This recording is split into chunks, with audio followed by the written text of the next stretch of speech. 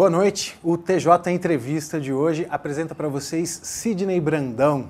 Sidney Brandão, um engenheiro eletrônico, apaixonado por vinho, sócio fundador do Ville du Vin e que tem uma trajetória, uma história de vida muito interessante que hoje a gente vai dividir com vocês. Sidney, obrigado por receber a gente aqui no Ville du Vin.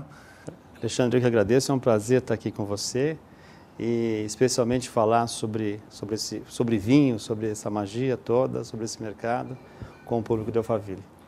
Sidney, queria conhecer um pouquinho da tua história pessoal.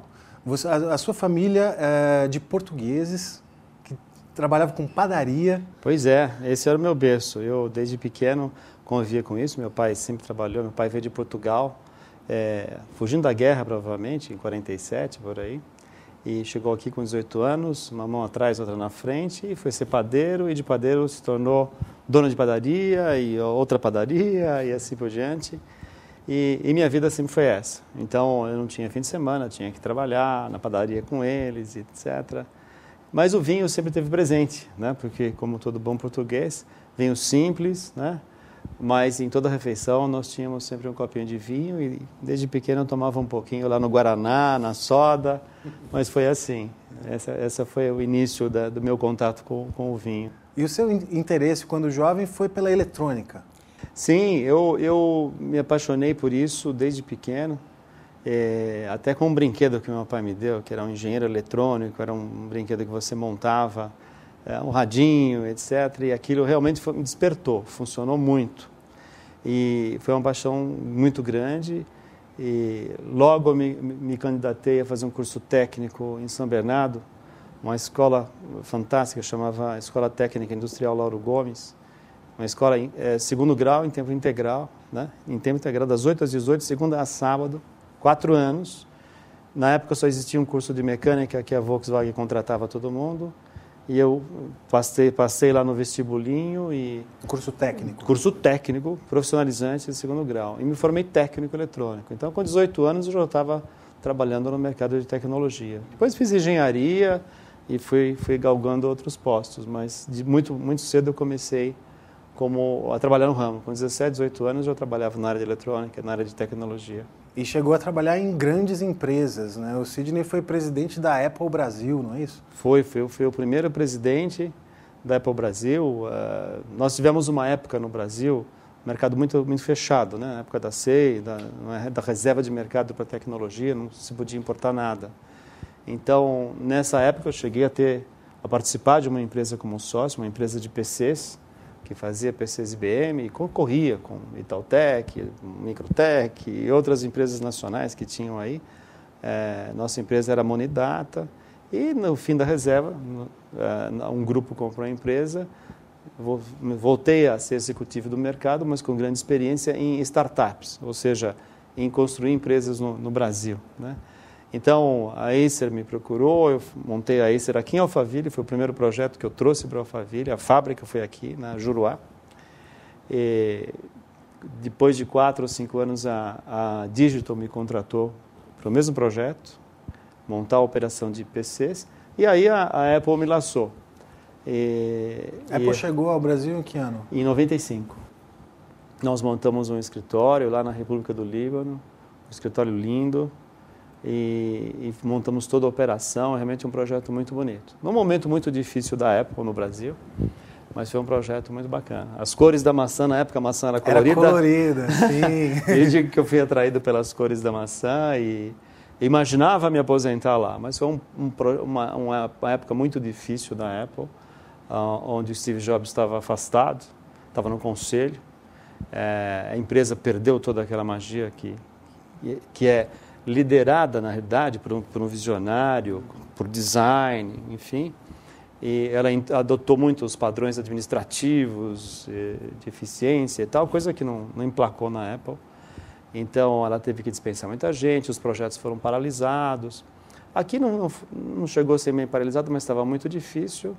E aí depois eu resolvi aceitar o convite da Gradiente para criar a área de celulares no início das telecomunicações, da banda A, banda B, né? Mas foi uma experiência interessante a Apple, né? Você se considera um Apple maníaco? Você continua? Continuo. Você gosta dos produtos? Nossa, gosto. Eu tenho iPhone e iPad, o meu iPad está comigo aí. Enfim, sempre foi o Mac Freak, como eles chamam. Sempre fui assim, o evangelista, né, da Apple. E a minha família toda usa iPhones desde o primeiro. Sempre a gente usou a plataforma Apple, né, que é insuperável, né? E a volta de Steve Jobs se deu depois, né, que conseguiu reanimar a Apple com aquele iMac, né? Aí eu já não estava mais quando ele voltou. O iMac, depois o próprio iPod, iPhone, aí não parou mais, né? E foi muito triste a perda dele aí o ano passado, né? Você acredita que a Apple vai se manter inovadora sem Olha, o Steve Jobs?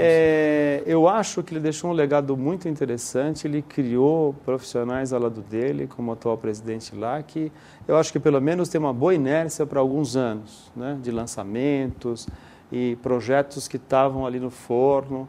Então, por mais alguns anos, eu tenho certeza que ela vai continuar assim. Vamos ver a continuidade mais para frente, né?